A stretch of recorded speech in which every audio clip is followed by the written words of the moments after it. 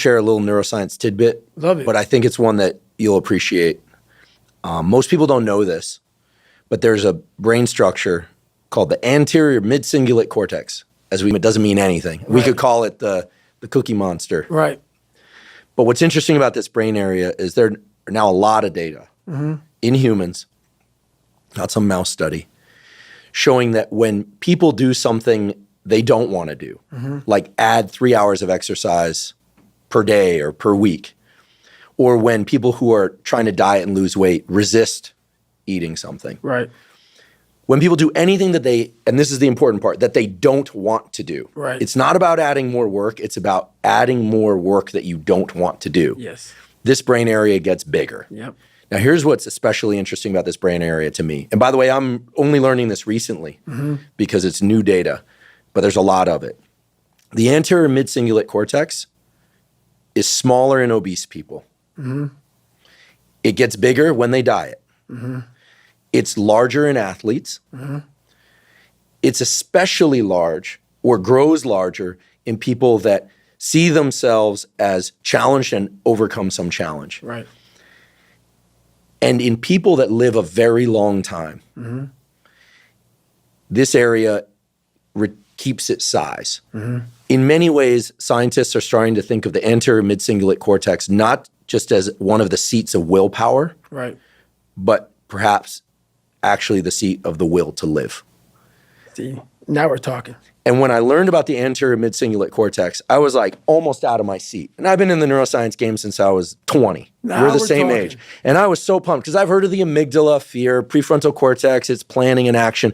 I could tell you every brain area and I teach neuroanatomy to medical students. But when I started seeing the data on the anterior mid-cingulate cortex, I was like, whoa, this is interesting. Yep. And all the data point to the fact that we can build this area up. Yep. But that as quickly as we build it up, if we don't continue to invest in things that are hard for us, that we don't want to do, that's the part that feels so Goggin-esque to me, that we don't want to do. Like if you love the ice bath, I love the ice bath, and you go from 1 minute to 10 minutes, guess what? Your anterior mid-cingulate cortex did not grow. None. But if you hate the cold water, if you're afraid of drowning and you get into water and put your head under, then your anterior mid and survive, then the anterior mid-cingulate cortex gets bigger. But if you don't do it the next day, or if you do it the next day and you enjoy it, because hey, I did it yesterday, woohoo, happy me, Merry Christmas, as you would say. Merry Christmas. Guess what? The anterior mid-cingulate cortex shrinks again. Yep. To me, this is one of the most important discoveries that neuroscience has ever made, because it's that I don't want to do something, but do it anyway. That's right. That grows this area. And it's almost like I have a friend, he's been sober 30 years from alcohol. And he always says, the amazing thing about addiction is there's a cure. The problem is it only works one day at a time. Yep. And so you have to renew it every day. That's right. So the anterior mid-cingulate cortex, to me, when I learned about it, two things went off in my head. Whoa, this is super interesting. And two, I got to tell David Goggins about this. And I waited until now to tell you because I felt like, for obvious reasons, I wanted to tell you and I wanted to tell you here. Well, I love that because that's how I've lived my entire life. I don't know anything about that. But people go, man, you have such a strong will. It's something that you build. Like, I never forget, I was on a podcast one time, and this dude goes, you were blessed with a strong mind. Like, I was blessed with a strong mind. That's something that you have to develop. You develop that over years, decades of suffering and going back into the suffer. That's why a lot of people who graduate Navy SEAL training, they want to know, like, I talk about it very openly all the time. A lot of guys don't want to go back into that water. Don't want to go back into the hard stuff. And maybe not anything hard in life. Once you get through it, it's like you become a POW. Like how many POWs want to go back to POW camp? None. When something sucks so bad in life, this is on this that we're talking about now, very few people want to go back. They're happy they graduated. I realized I'm the same way. I don't want to go back. I have to go back. I must go back because that is exactly where all the knowledge of my life exists, was back there and what you're talking about. Well, I didn't know anything about this, but how I grew a will was constantly doing these things to now it's just life. I wake up while it still sucks. It's just life. You don't sit back and like, oh my God, like I have days I don't want to do it, but I know I'm going to do it. I know from years of just doing it. So that's beautiful. And this is why I came on here with you today. And I'm glad that you're talking about this because human beings need to hear this.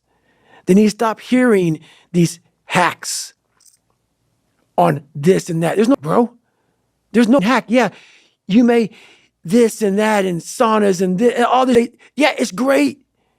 There is no life hack. To grow that thing, how do you grow it?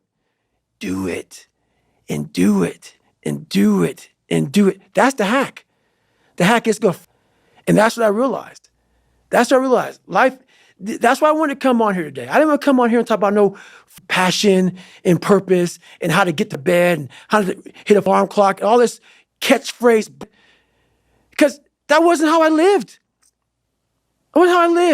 I woke up like every human being does and goes, man, I'm a feature. How the hell is this going to work out for me? And you fight that. You don't override it. There's no override button. It's the conversation in your head. So how do you do that? We don't have enough of these conversations about the real conversation that every human being is having. And they have no idea how to get out of it, but they do. It's that shit, man. You gotta build your will. How do you build your will? Exactly what you said, man. Exactly what you said. Well, I feel like knowing the name of something, anterior mid-cingulate cortex, doesn't fundamentally change us. But one thing I like about biology is that willpower, if somebody feels they don't have it, feels like this thing that other people have. But everybody, unless they're brain damaged, like a hole through their head, has two anterior mid-cingulate cortex, one on each side of their brain. Everyone has one. They have two. So I feel like it's just a question of opening the portal. And the portal, I'm going to say 10 times and forgive me, is I think people go, oh, I do hard things. I do sets to failure, and then I do forced reps. I love training with weights. I love doing sets to failure. I even like forced reps. But guess what? I like forced reps. So I'll tell you, they don't build my anterior mid-cingulate cortex. Because I like to do it. That's right. Anything you like to do is not going to enhance this aspect of willpower. And it seems so obvious once you hear it. You kind of go, oh yeah, of course. But I think you really close that loop for people when you share what you're sharing today and what you've shared elsewhere before as well, when you're trying to explain the friction is the critical ingredient. Right. And I think people think, oh, if it's effort, well, then I'm getting better. That's part of it, necessary but not sufficient, as we say in science. But the suck part, the being haunted, the stick, they're really unpleasant terms. Very. These are probably the most unpleasant terms we've ever used on this podcast. Very.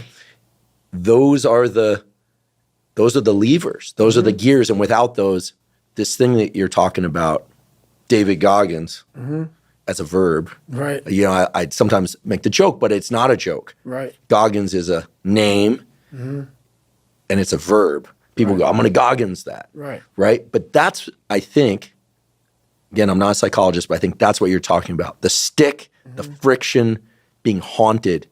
It's the suck part that grows this anterior mid-cingulate cortex. So now you know why there's so many people that fail in this world to figure out their purpose in life. Where do I go? Because to grow that, while you may not look like me, how my daily life looks, it don't look fun. Don't look fun. So it's a choice that people have to make in life. But what's so funny about it is even the richest of rich, who have everything, they always ask me this question. I feel like I'm missing something. I don't have what you all have, but you'll never in my life hear me tell you I'm missing something. And everybody is. They're missing this feeling. I found it a long time ago. I found it right there in that willpower thing. When you're nothing, and change yourself into something like me, you call it happiness, peace, whatever you want to call it,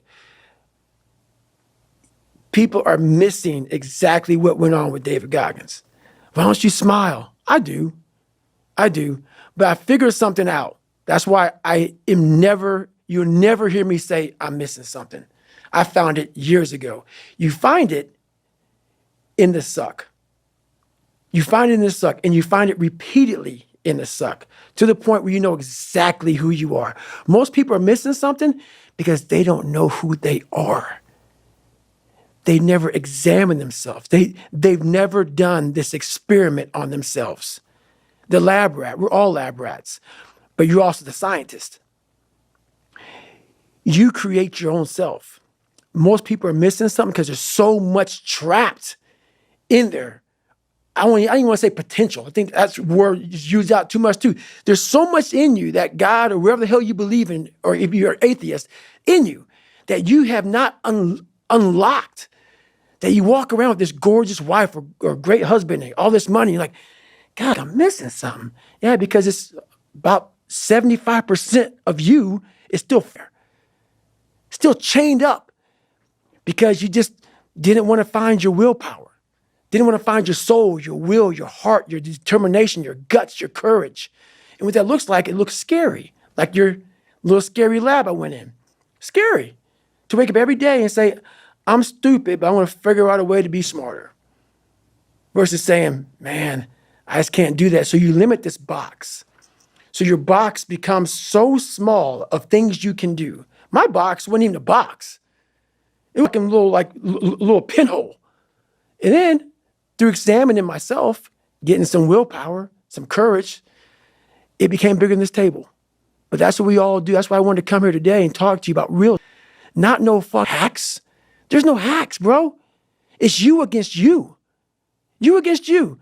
And if you misunderstand, real problem. I can understand you misunderstand me running down the street, shirt off. Yeah, I can get it. I get it. If you misunderstand what I'm saying right now today, the problem is you, and you don't want to fix it.